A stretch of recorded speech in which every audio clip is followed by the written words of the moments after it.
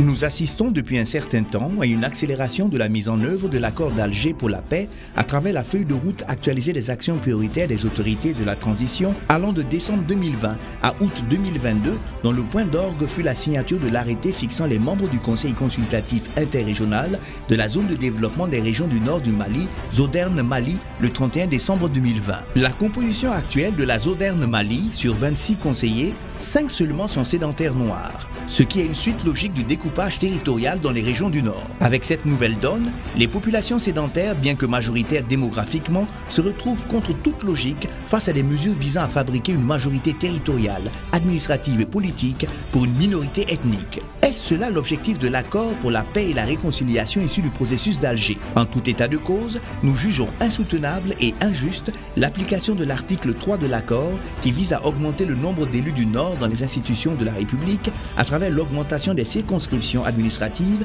relatives aux seules populations arabo-touareg.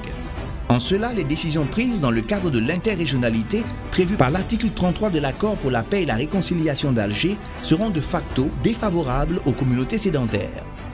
Les populations sédentaires du Nord, dans toute leur diversité ethnique, ont suffisamment enduré, donné de leur vie, le terrorisme, les tueries de masse des populations, les assassinats ciblés, le chômage des jeunes, le pillage dans les villages et les écoles fermées sous la menace quasi-permanente des djihadistes, des bandits armés, et fait leur preuve de bonne volonté pour le rétablissement de la paix. Nous, population sédentaire, est-ce trop demander au gouvernement du Mali, aux membres de la médiation et à la communauté internationale d'être consultés, écoutés, entendus avec respect dans notre droit à participer et à débattre du devenir de notre terroir Songhai? Face à cette situation d'injustice, de mépris, qui viole la Constitution et toutes les règles de convention internationale des droits des populations autochtones, nous, associations, collectifs, fédérations, populations sédentaires, réunies au sein de Songhai Shawara Batu,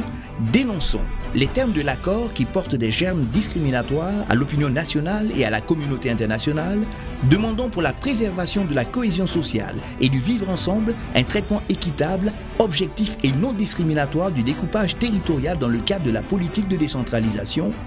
demandant conformément aux recommandations du dialogue national inclusif tenu du 14 au 22 décembre 2019 la relecture de l'accord pour la paix pour prendre en compte sur le même pied d'égalité tous les Maliens et particulièrement toutes les communautés vivant au Nord. Lançons un appel à la mobilisation et à la résistance aux vaillants Sonoy. Mobilisés et déterminés, nous vaincrons.